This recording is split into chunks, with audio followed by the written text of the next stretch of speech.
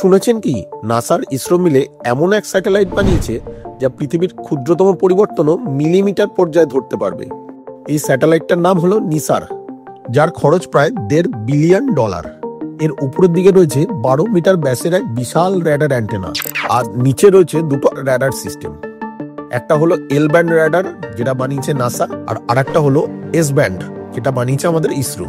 এই দুটো র্যাডারের সাহায্যে ঘন জঙ্গল, দিনরাত, মেঘের মধ্যে দিয়ে, এমনকি মাটির ভিতরে পর্যন্ত এই র্যাডার সিগন্যাল পাঠাতে পারবে। আর পৃথিবীর 1 ইঞ্চি পরিবর্তনও এই স্যাটেলাইট রেকর্ড করতে পারবে। ভূমিকম্প, সুনামি, গ্লেসিয়ারের গলন সবকিছুর ওপরই নিসার নজর রাখবে।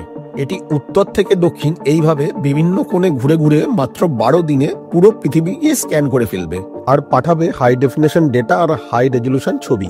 আর সবচেয়ে ভালো দিক হলো এই ইনফরমেশন গুলো পাবলিক ডোমেনে সবার জন্য অ্যাভেলেবেল থাকবে, যাতে বিজ্ঞানীরা সময় মতো জলবায়ু পরিবর্তন, প্রাকৃতিক দুর্যোগ এবং ভূপ্রাকৃতিক পরিবর্তন সম্পর্কে সঠিক তথ্য পেতে পারেন।